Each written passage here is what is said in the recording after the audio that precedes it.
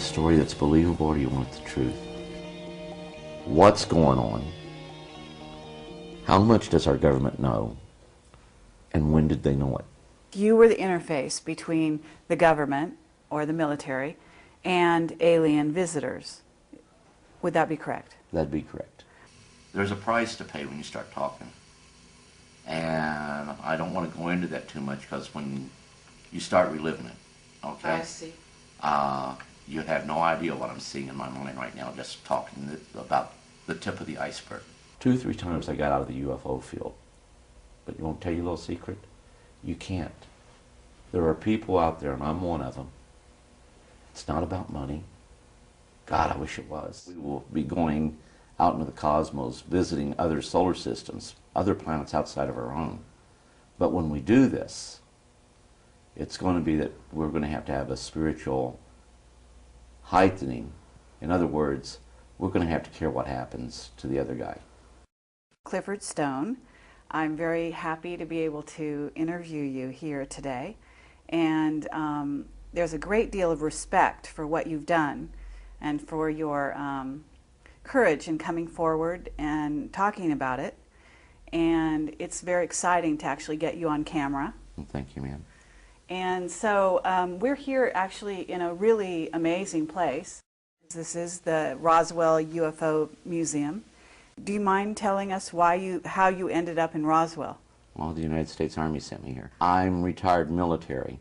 Okay. So as being retired military, you're always subject to recall. Sure. And you're always subject to possibly being asked things as a consultant.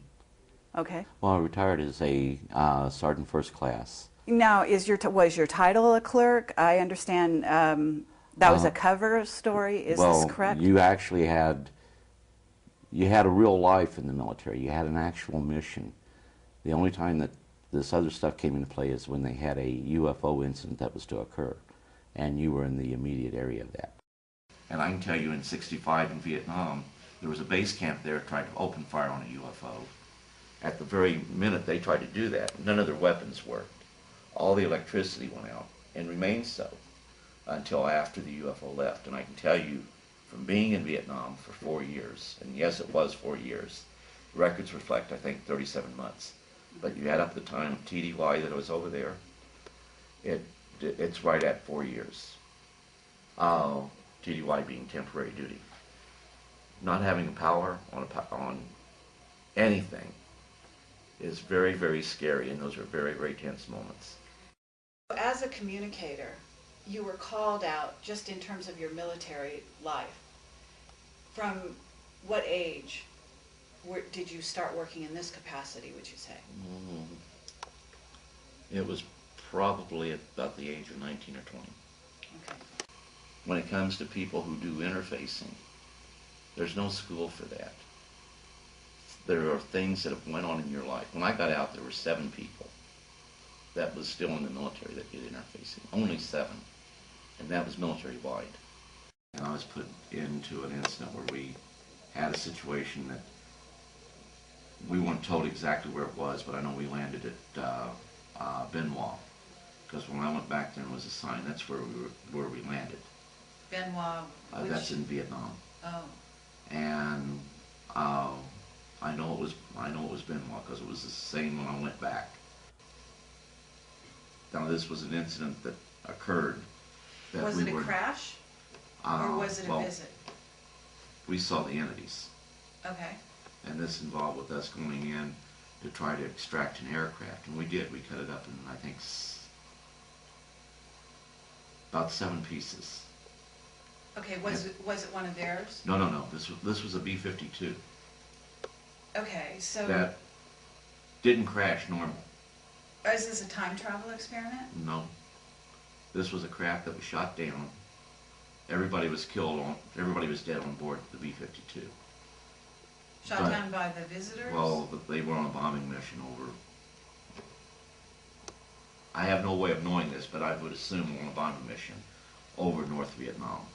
The damage to the craft was as a result of anti-aircraft fire at the B-52. I mean, the damage was that type. And it was used for conventional bombing. And where I said we went in, we went from there by helicopter. But it was just like some giant hand had grabbed the plane out of midair and just set it on the jungle floor. And that's what we were interested in. Oh. We didn't know, you're not told. When we got on the plane in the States to leave to go over there, we were told we were going to Florida. When we landed in Oakland, we knew we weren't going to go to Florida. But then you went ahead, you was given a little plastic bag. You had to cut U.S. Army off, you had to cut your name tag off.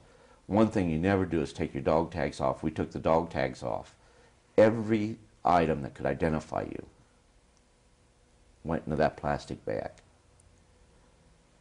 That was held for us there at Benoit, but that was held for us there until we came back.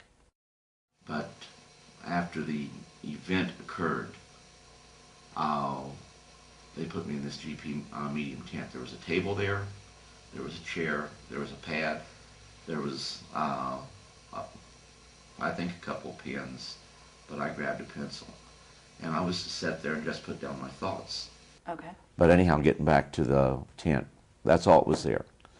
I went ahead, went in, got bored, and I started to play games of tic-tac-toe. Went outside to smoke, took the paper with me, wadded it up, put it in my pocket. When they found that piece of paper, and remember, all it was on it was just little games of tic-tac-toe. Right. Immediately, the guy that I always called the colonel was always there.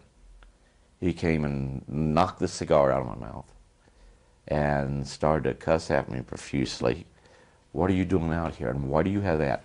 You can be shot for having that paper in your pocket. Why? It was classified waste. You didn't take paper in there. You took nothing in there. And everything that was in there was to stay there.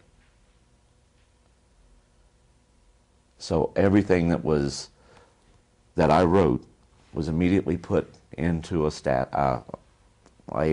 briefcase, was taken out of there by special courier. And even though I wrote it, I was no longer cleared to see it anymore. Now, did you write things sometimes that you didn't even know you wrote? Yeah, you did. Like I can tell you right now, everything that I read, I can have a greater understanding of some of the stuff I'm doing. Paul can tell you I do a whole lot of stuff as far as downloading. But you know what? I don't have to read every page, but I'll scan every page. And while I'm scanning, through me they can pick up on everything that's there. And it's all old news to them. Sure. But they find some things interesting. And they'll find some things that are bemusing to them, because we're heading in the right direction, but we don't have the right I dotted.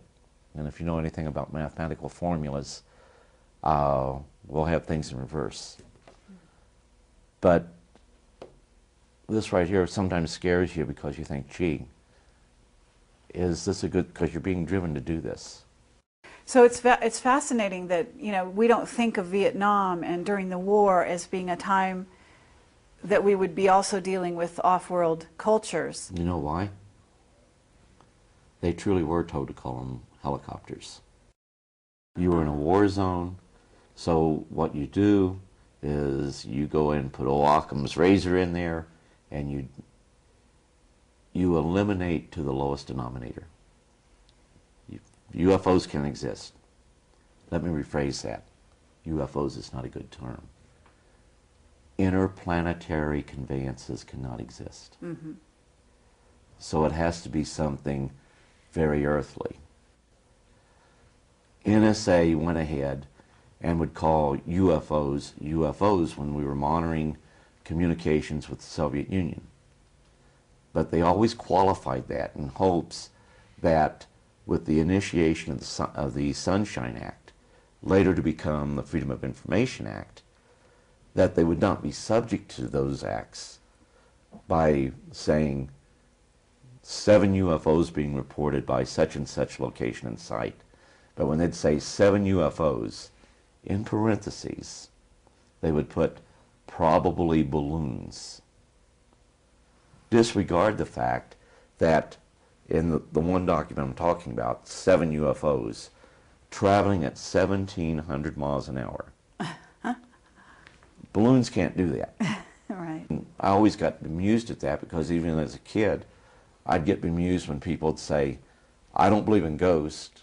However, this happened. Sure. Tell a perfectly good ghost story.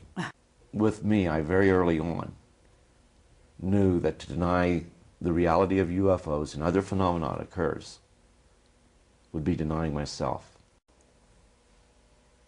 So as a communicator, you're definitely... You don't always tell the others what's going on. Remember I told you feel it?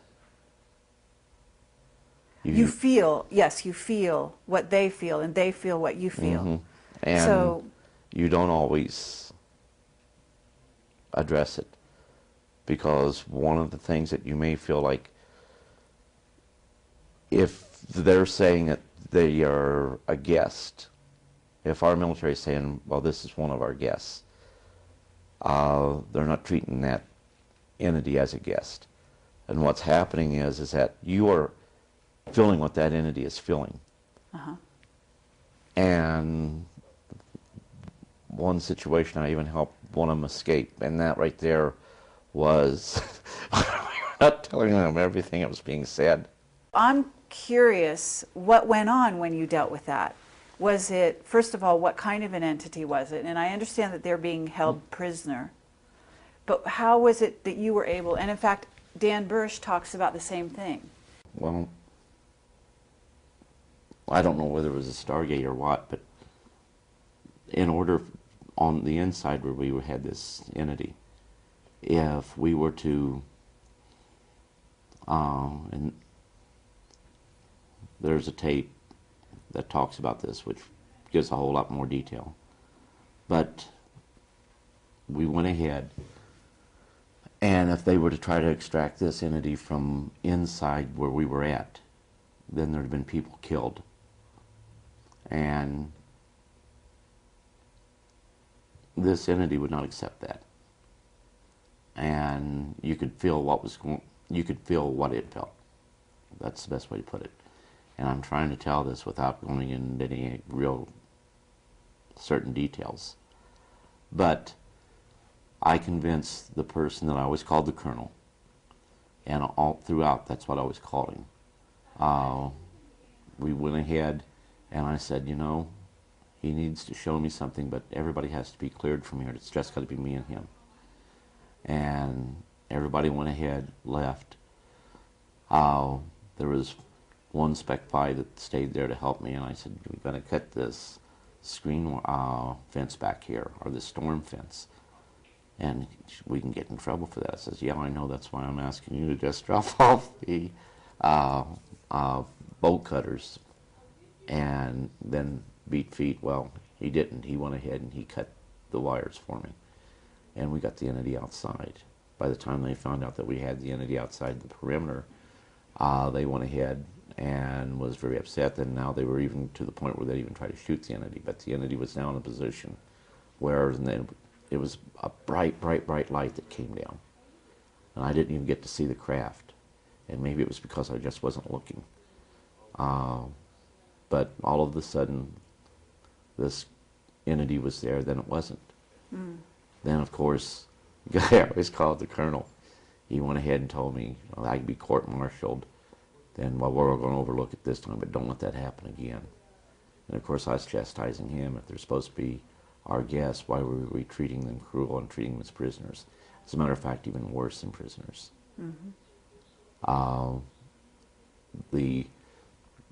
I have never seen either movie of the Manchurian Candidate. Okay.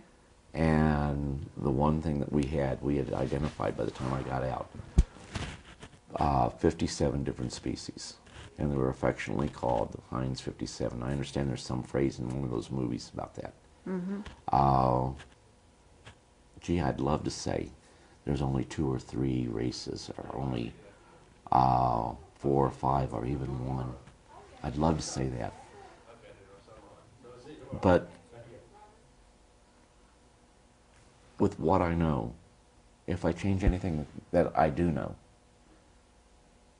then it's not reality. It's just going ahead saying things that people want to hear. Uh-huh. Well, why would you say you would want to say there was only one or two? Oh, well, some people, well, we could find your story more believable if you could say. I see. And, gee, can't this entity be gray because it'd be more believable? Uh-huh. What do you want, a story that's believable, or do you want the truth? Mm-hmm. Now, the truth may not fit what you believe, but it's the truth as I know it. With it being the truth as I know it, that's all I can tell. So have you ever, I'm going to assume they must photograph these beings, right? There's photographs. Okay. And what about you? Do you ever draw them? Do you have drawings of them? Yeah, I got some drawings. And have you distributed, No. are you able, at liberty, to give them out at all? Or show them? Some I have and some I haven't. Uh-huh. And are you familiar with underground bases? And the technology that goes along with it. Okay. And so I'm going to assume you've been to underground bases yourself. Not by choice. Not by choice. That's believable. But have you also seen, say, reptilians, what's called, in the UFO community, Subspecies reptilians? that we call reptilian, yes. Mm-hmm. And are you able to communicate with them telepathically? They can communicate with you. Okay. It's hard to explain. You can't keep secrets. Sure. And the other thing I'd remind everyone is the program is geared and set up to where you only know what you have a need to know. And a lot of times you know more than what you're supposed to know. Mm-hmm. But you don't know everything. Sure. And I reiterate, anybody that tells you that they know everything is a liar. It's not true.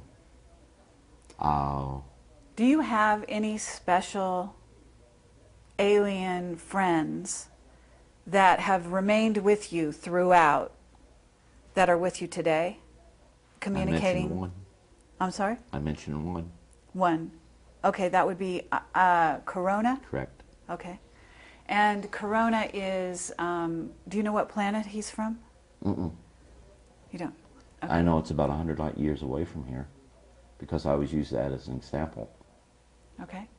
Real time, from the time they leave, and there's a little nice thing about that, from the time they leave their home planet, which is in a star system about 100 light years from planet Earth, in real time travel, it's an hour and 40 minutes. That's from marvelous. the time they leave and arrive here. What kind of craft do they use? Do they teleport through space, or do they actually take a craft? Because not all of them. No, it's a craft. If it's craft. Yeah, they're really traveling. Okay. But it's through a traversable, what we call a traversable wormhole. Uh-huh. Now, have you ever gone with them? To the best of my knowledge, no. And the reason I state that, I can remember seeing the stars, that I've never seen them like that anywhere on Earth. But to the best of my knowledge, no. So you don't have conscious memory, is what you mean? Right. Of these incidents, but you could have. Oh, well, there's been some things really scary that's happened in my life. I mean, you feel it. You actually feel the fear before you actually see the entity.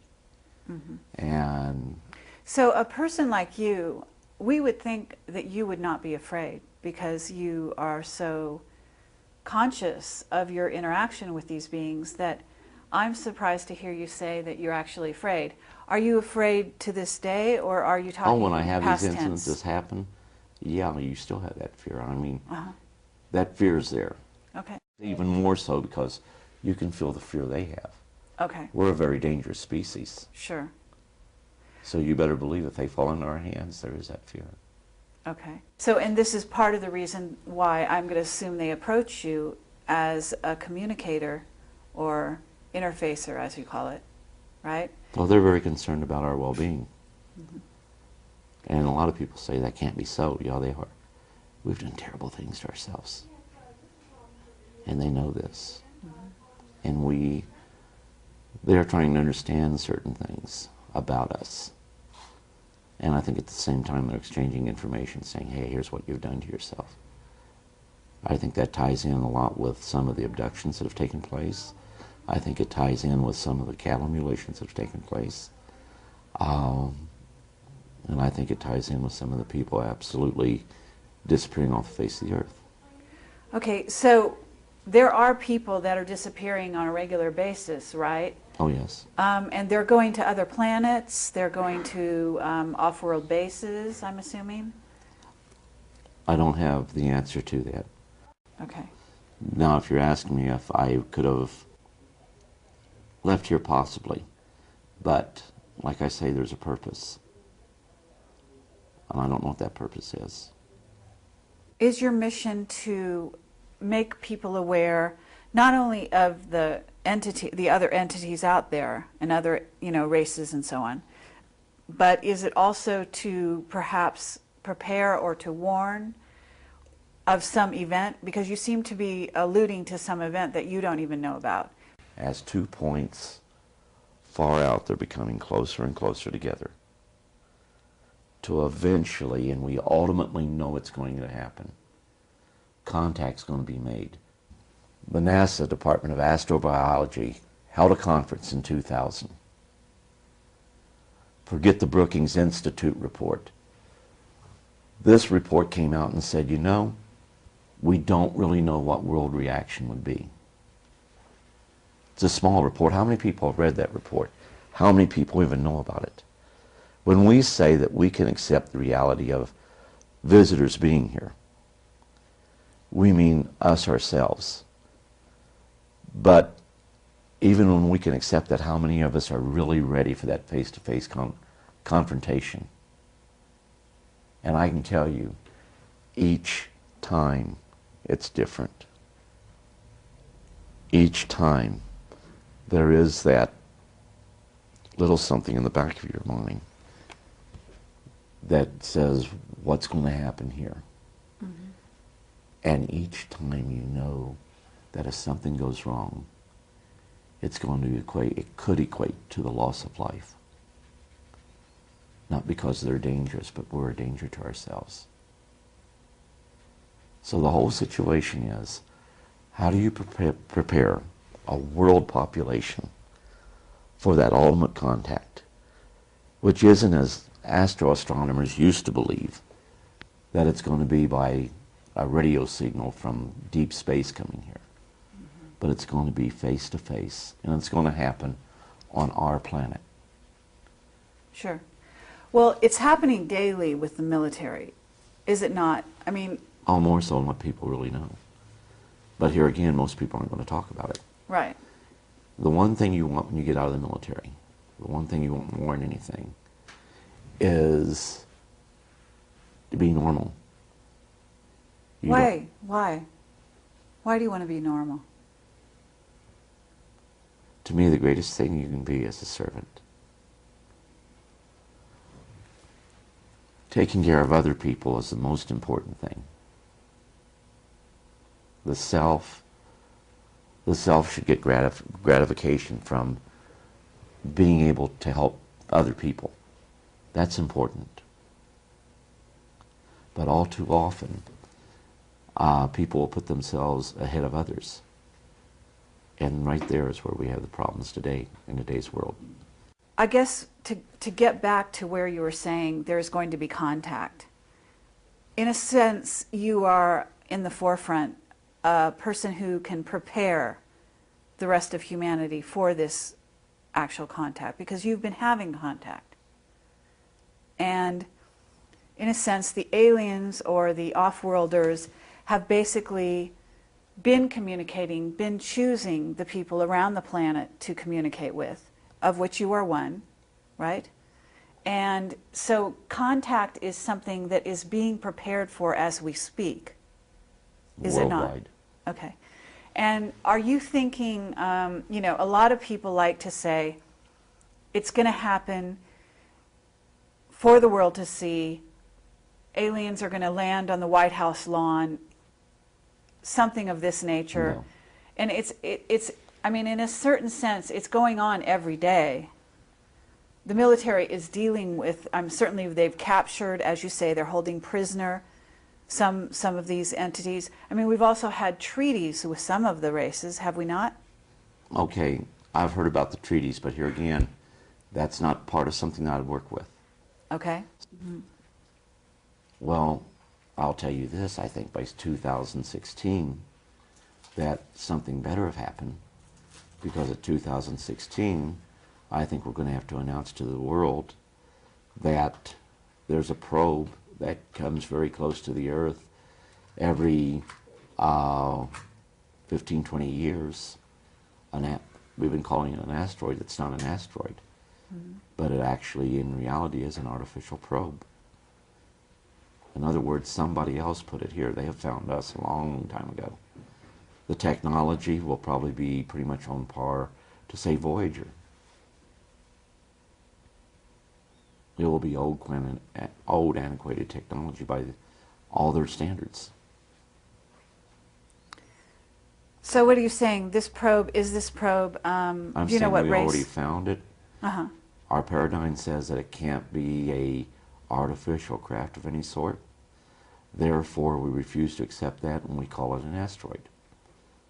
I'm talking about BG 1991, roughly 30 meters in diameter. Highly polished surface. Asteroids don't have a high polished surface. Took corrective course changes to avoid collision with another asteroid. That don't happen. This one it did. So what race is this from? What planet, do you know? I don't know. Do you think that the aliens have given you an upgrade, have modified your DNA in any way? Are you aware that that your abilities have been augmented or have grown? Yeah, but you try not to use those because you know of things that's going to happen before they happen. And a lot of times you can't do anything to change them.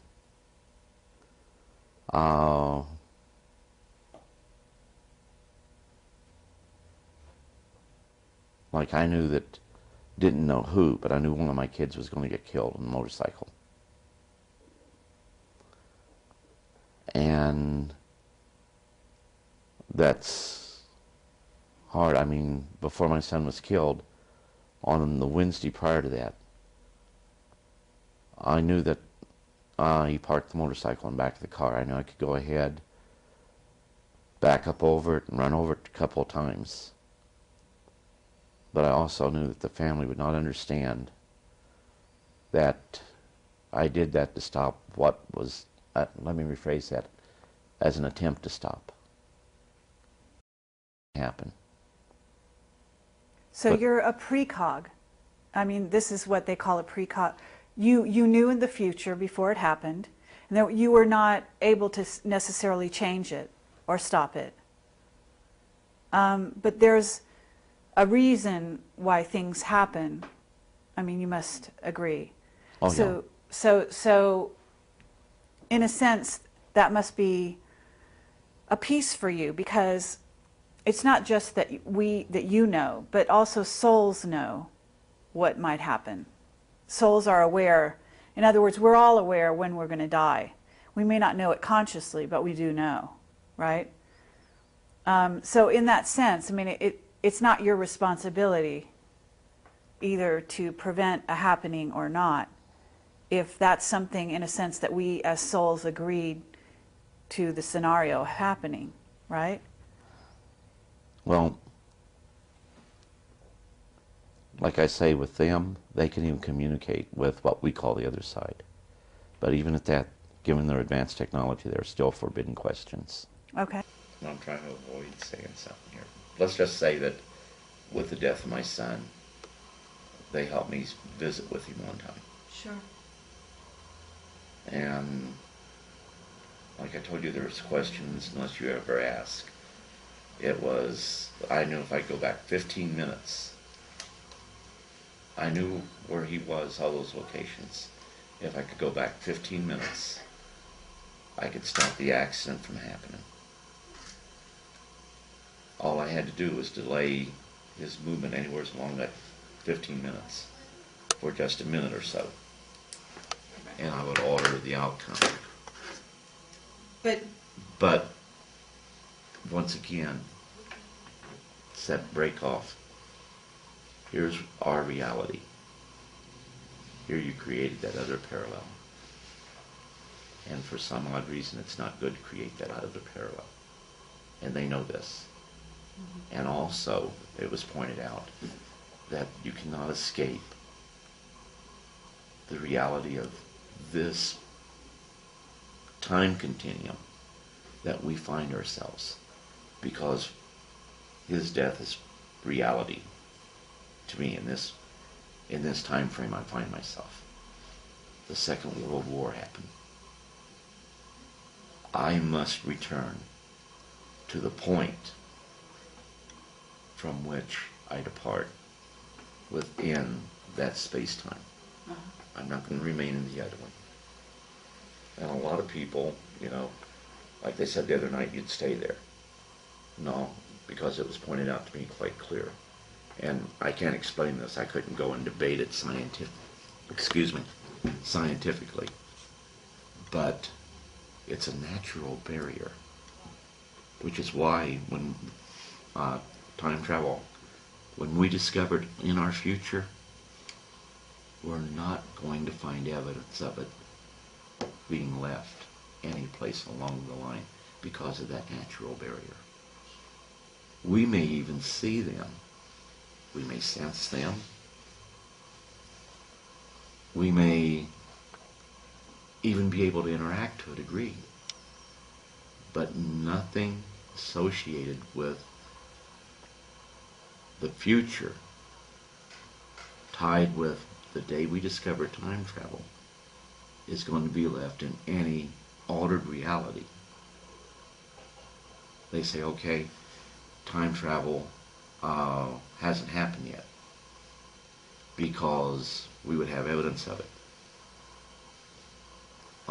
There won't be any evidence left.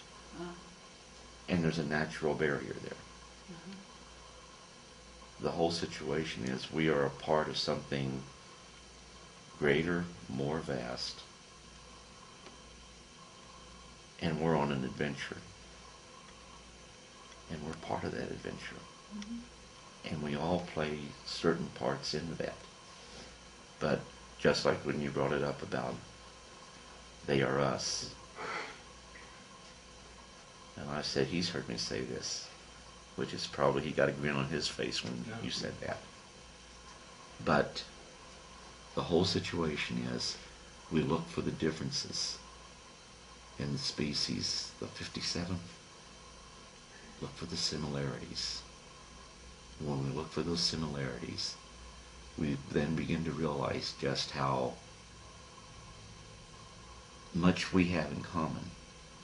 And eventually we come to the point of one thought. They are us.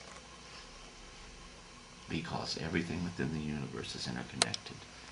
All species are interconnected. Anybody ever ask why the common denominator is humanoid? You would not expect to find that if there was not some type of galactic blueprint. You become spiritually enlightened by going through this life. Even those that we say are insane, on the other side they're not insane. Maybe we could find out a little bit about the types of visitors that you've dealt with.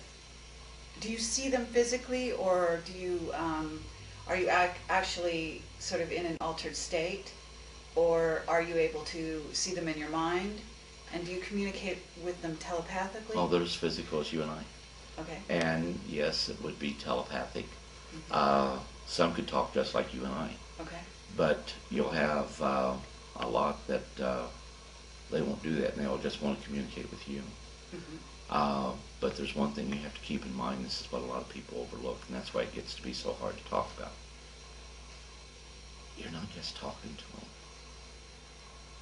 They know, and they feel everything that you know and you feel. You go in, you feel what they feel. And see, some of these, we weren't real good guys. We use the term visitor, Sure. but they're treated like prisoners. I understand. And there is no law under protection to protect them. Mm-hmm. Dan Burish has talked about this as well. In 1960, and I can provide you with the document, we have put together and formulated, NASA did, a book that they call Outer Space Law. It would not be until the 1970s that the question of the legal rights of an sentient being, not of this world, even came into play. Mm-hmm. And you know what those rights are? There aren't any. Still, to this day, you're saying? No more than what the rights would... A lab animal would have more rights than one of our visitors, and yet they are vastly superior to us in intellect, mm-hmm. and even in spirituality. Mm-hmm. They would permit themselves to be killed. Many of them would. Many of the species. Other than to do something that would cause us to get injured or killed. Hmm. And forgive me, but this is what I'm trying to avoid. I understand. Well, okay, so they, in a certain sense, would sacrifice themselves because they have a deeper understanding of what's really going on than we do. Absolutely. Okay. So you must be a very highly tuned spiritual being yourself in order to be able to communicate with various races from other planets the way you have, and to talk about it the way you do. And that's really a gift. As you say, it's not something taught, it's something you come into this incarnation with. Well, I like to think of myself, I want to be normal, if you understand what I'm saying. Okay.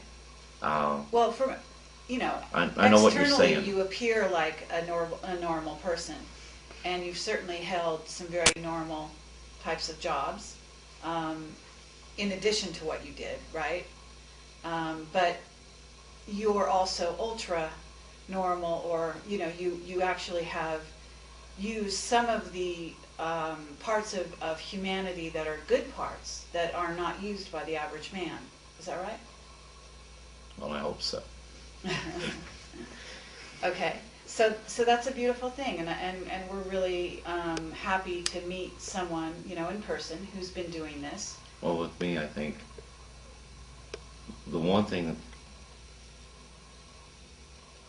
let me see if I can say this and get it through real quick. When I was young, I played with children that other people couldn't see. To me, this was perfectly normal. And I knew about the imaginary friends and things of this sort, but this was different. And it was perfectly normal.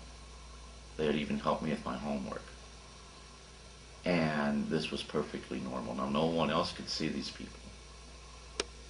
And of course, I couldn't understand that, but of course they would tell me, they haven't been selected. They can't see us. Sure. Because I was trying to tell other people that were there. The one thing I could not do is that in being normal, I thought other people had these same experiences.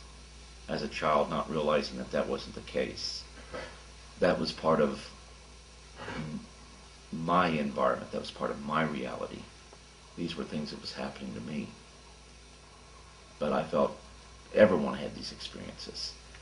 But when I found out, and it came to me that, people were calling you crazy and you were different, it would have been real easy to be normal and say, ha-ha, the joke's on you, and deny what was happening.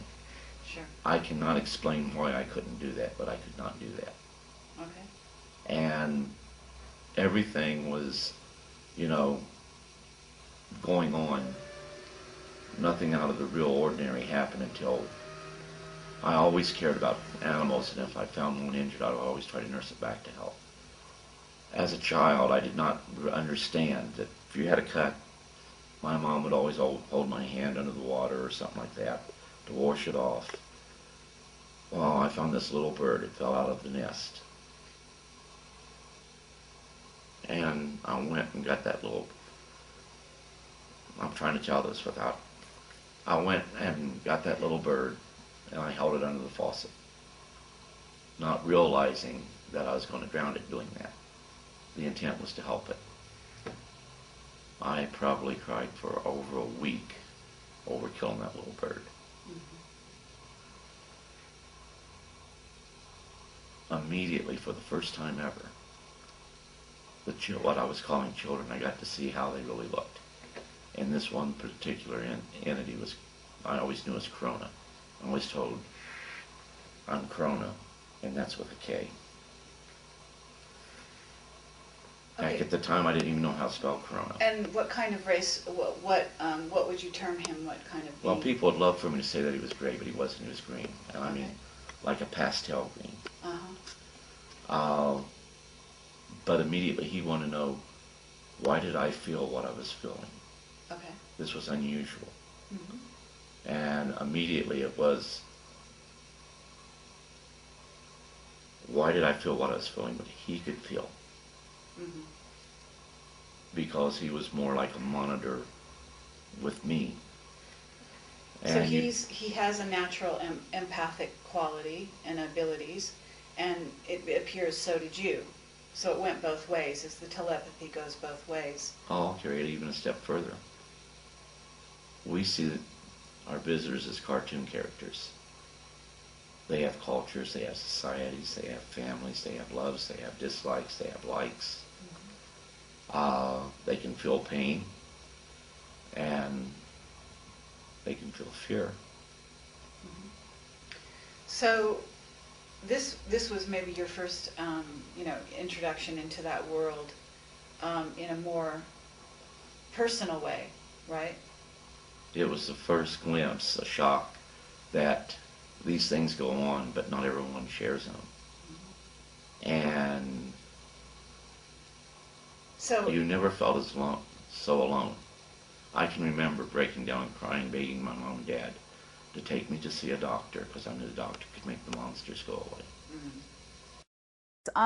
I'm wondering if someone like you, one of 7, who is able to communicate with aliens, wasn't taken to a base on the moon or a base on Mars.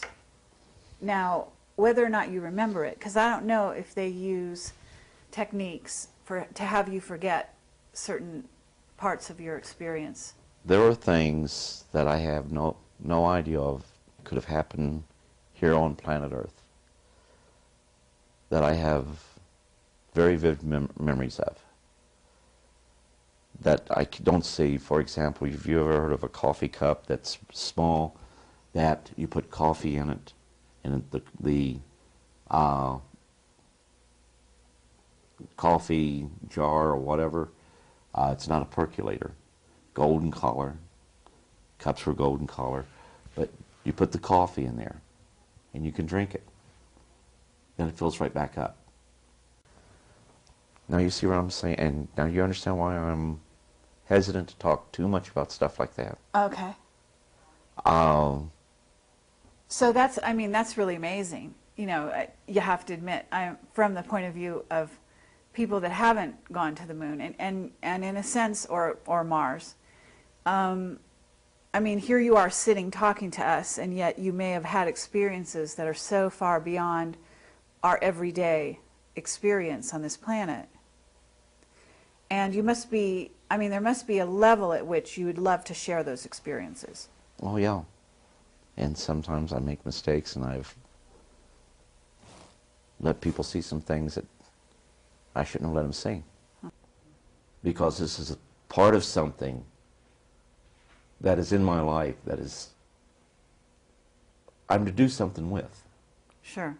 And I don't understand that. I don't know what it is. That's amazing, because you've worked with this world since the 60s, so you're talking about 40-odd years, and you're still wondering what it is it's all about for you in terms of your destiny, in terms of what it is you're here to do in the future, I guess. Am I understanding you? There's something that is going to happen, and there is something that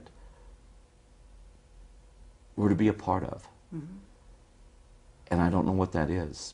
You were starting in, like you said, the 1960s as an interfacer. Late 1960s. Okay. And I'm going to assume clear up to today, because you don't lose the skill. And if you're one of 7, you know, every once in a while they got to come knocking on your door. Well, they check on you from time to time. Okay. Visitors out there, different communities, they certainly know how to find you, where you are at any given time, and how to, as you say, see what it is you're going through. For example, they could be seeing this going on right now. They could even have said to you, you know, go ahead with this because this is a good thing, right? So in a sense, you're talking about your destiny, meaning it's not about money. It's not even really a job in the formal sense of the word, right? It's a mission, but it's an earthly mission, in a sense, that you have. Yeah, I would go along with that, that there's, you're being driven to do something. You don't fully understand it, but it's something you have to do. Mm-hmm. And the other scary aspect about it,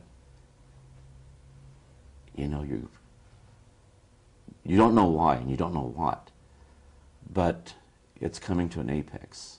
That what you're doing, you're fighting the clock. Okay, is the clock 2012? Is that the clock you're looking at? I don't know. You don't know? And a lot of people say, gee, if you worked with this, you have all the you don't have all the answers. Mm-hmm. And he who comes up and tells you they have all the answers is not being truthful with you. Sure. You don't know what it is. Why would one want to go ahead, be in this field, subject themselves to ridicule? And there are family problems. The situation is, my family don't understand this. They've been around enough that they know my wife more so than my kids, but I guess my daughter in Vietnam, we had a daughter we'd been fighting to get out of Vietnam for almost 30 years. Anyhow, when she came over, well, of course she had her own family with her. And when we started to talk about UFOs, they all knew about it. They all knew about certain things I was involved in. And it was the government of Vietnam that told them, which kind of shocked me. And right now there is a tremendous interest among a lot of the people in Vietnam about UFOs. Oh, really? One of the first things that happened in Vietnam was, and they called me by my proper name. Most people call me Stoney or Cliff. And we shot at these guys.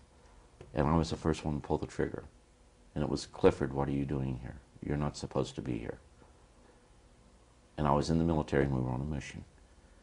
But the strange thing is that, what were they trying to say? That I wasn't supposed to be in the military? Now remember, the military is here on Earth, that's man's. Sure. Our visitors, what did they plan for me to do? Well, can you answer your question? I mean... I have no answers. I have more questions than you have about myself. 2 or 3 times I got out of the UFO field. But you won't tell you a little secret? You can't. There are people out there, and I'm one of them. It's not about money. God, I wish it was. I struggle and he can tell you, every month just to make my bills. Mm-hmm. It's more than that. But the hardest thing to do right now is to make people think for themselves and to read. If they think for themselves and they read the documentation that's out there, and I'm referring to the government's own evidence, if they read that, with an open mind, they have to come away and say, you know, there's more to this. Something is going on. Sure. Then the only questions left to be answered are these. What's going on? How much does our government know? And when did they know it? Okay, well, we want to thank you for your courage and for your integrity and for your spiritual development or awareness that makes you able to communicate with these off-worlders at a time when few on the planet are able to do so consciously. There were times that we were just minutes away from going to a nuclear exchange because of UFO sightings. Sure. Thanks to the hotline that was set up, which the American people were truthfully told this was to ensure that there wasn't a nuclear war started by accident due to false returns. And of course everybody had war scares. UFOs were a reality. UFOs existed. They were being reported. They were being picked up on radar. Mm-hmm. You had both radar and radar visuals that was taking place. You had fighters trying to intercept them. So in order to reassure one another that we're not doing this, and it should have been commonplace that if we had this technology, or if they had that technology, there was nothing the other side could do anyhow. We had missiles that would be knocked out, not destroyed, but made incapable of firing. Mm-hmm. We had fighter aircraft that would fire on UFOs and their weapons wouldn't work. You actually have used some of the parts of humanity that are good parts that are not used by the average man. Is that right? Well, I hope so.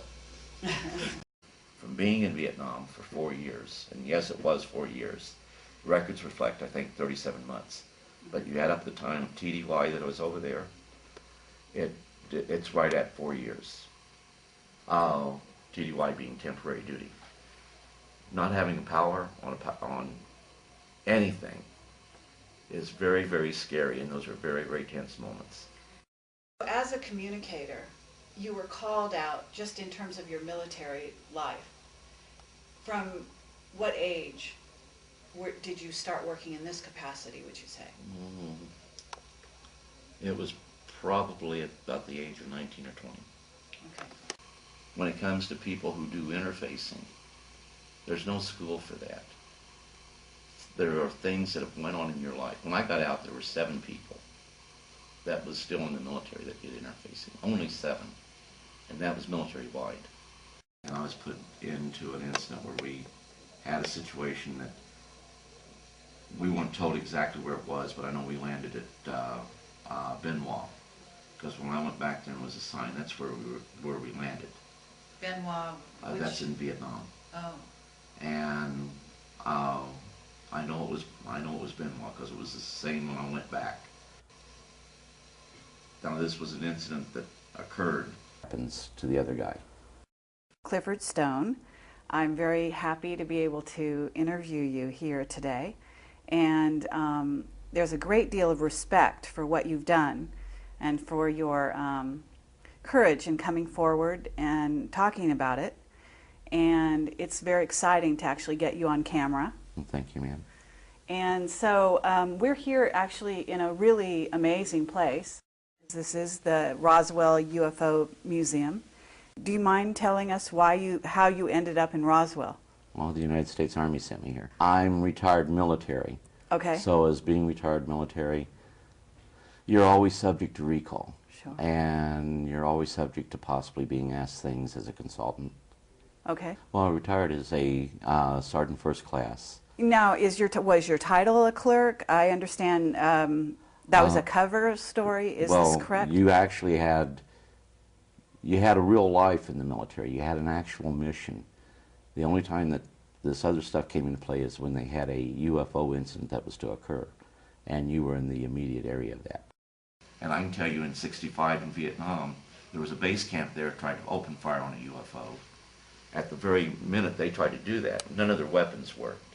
All the electricity went out, and remained so until after the UFO left. And I can tell you,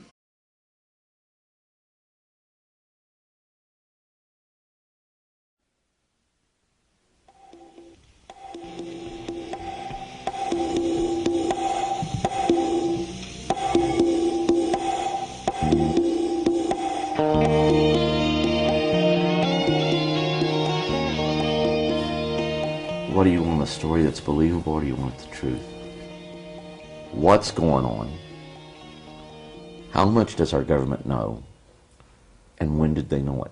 You were the interface between the government, or the military, and alien visitors. Would that be correct? That'd be correct. There's a price to pay when you start talking. And I don't want to go into that too much, because when you start reliving it, okay? I see. You have no idea what I'm seeing in my mind right now, just talking about the tip of the iceberg. 2 or 3 times I got out of the UFO field. But you won't tell you a little secret? You can't. There are people out there, and I'm one of them. It's not about money. God, I wish it was. We will be going out into the cosmos, visiting other solar systems, other planets outside of our own. But when we do this, it's going to be that we're going to have a spiritual heightening. In other words, we're going to have to care what happens. Oakland, we knew we weren't going to go to Florida. But then you went ahead, you was given a little plastic bag. You had to cut U.S. Army off, you had to cut your name tag off. One thing you never do is take your dog tags off. We took the dog tags off. Every item that could identify you went into that plastic bag. That was held for us there at Benoit, but that was held for us there until we came back. But after the event occurred, they put me in this GP medium tent. There was a table there was a chair, there was a pad, there was, I think, a couple of pens, but I grabbed a pencil. And I was to sit there and just put down my thoughts. Okay. But anyhow, getting back to the tent, that's all that was there. I went ahead, went in, got bored, and I started to play games of tic-tac-toe. Went outside to smoke, took the paper with me, wadded it up, put it in my pocket. When they found that piece of paper, and remember, all it was on it was just little games of tic-tac-toe. Right. Immediately, the guy that I always called the colonel was always there. He came and knocked the cigar out of my mouth and started to cuss at me profusely. What are you... Was it a crash, or was it a visit? We saw the entities. Okay. And this involved with us going in to try to extract an aircraft, and we did. We cut it up in, I think, about 7 pieces. Okay, was it one of theirs? No. This was a B-52. Okay, so... That didn't crash normal. Is this a time travel experiment? No. This was a craft that was shot down. Everybody was dead on board the B-52. Shot down by the visitors? Well, they were on a bombing mission over... I have no way of knowing this, but I would assume on a bombing mission over North Vietnam. The damage to the craft was as a result of anti-aircraft fire at the B-52. I mean, the damage was that type. And it was used for conventional bombing. And where I said we went from there by helicopter. But it was just like some giant hand had grabbed the plane out of midair and just set it on the jungle floor. And that's what we were interested in. Oh. We didn't know, you're not told. When we got on the plane in the States to leave to go over there, we were told we were going to Florida.